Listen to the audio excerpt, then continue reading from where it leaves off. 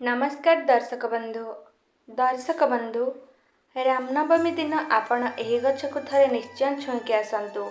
आपणक जीवन गरीबी तुरंत दूर हो जीवन रे हेब धनर वर्षा।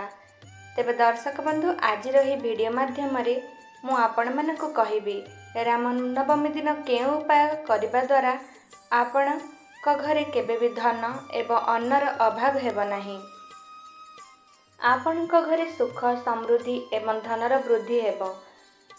दर्शक बंधु चैत्र मास शुक्ल पक्ष नवमी तिथिर दिन को भगवान श्री हरि विष्णु को 21तम अवतार रूप से त्रेतया जुगरे महाराज दशरथ एवं राणी कौशल्या घरे मर्यादा पुरुषोत्तम श्री रामचंद्र जन्म होइतिला। एथिपाई रामनवमी दिन आम हिंदू धर्म रे बहुत अधिक विशेष महत्व दिया जाइछि। जदि आपण रामनवमी दिन किछि वृक्ष को छुई करी आसिछंती तेबे मानिकी चलंतु आपणक जन्म जन्मांतर गरीबी कष्ट समस्या रु आपणक मुक्ति मिली जिवो। आपणक जहा भी सब मनस्कामना थिबो ताहा सब निश्चय पूर्ण होई जिवो। एही दिन को बहुत शुभ बोली माना जाय थाए। आसंता काली 17 एप्रिल बुधवार एही दिन पड़ुअछि अमृत सिद्धि जोग ब्रह्म जोग एमिति 52 प्रकार नुआ नुआ जोग बनुअछि। रामनवमी दिन ब्रह्मांकर महाशक्तिशाली शक्ति मानकर बास होइथाए।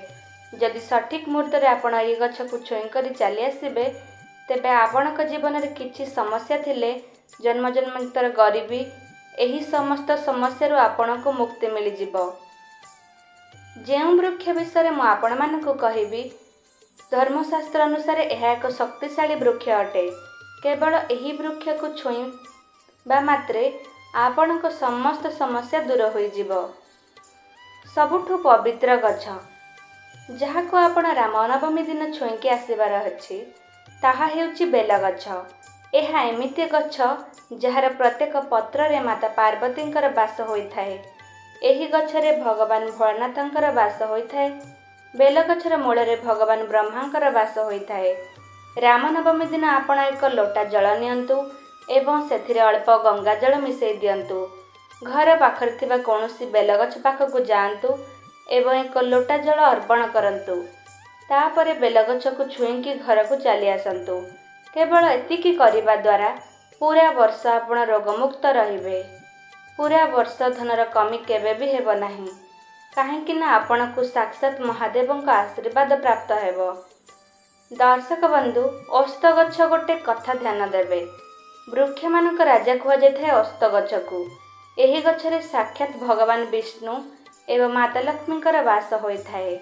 ओस्त गछरे भगवान हनुमान महाराज वास करिथांती। आपण को केवल एहा करिबार अछि कि रामनवमी दिन घर पाखरे थिबा कोनोसी ओस्त गछ पाखकु जांतु। एहाकु सकाळ समय करिवे।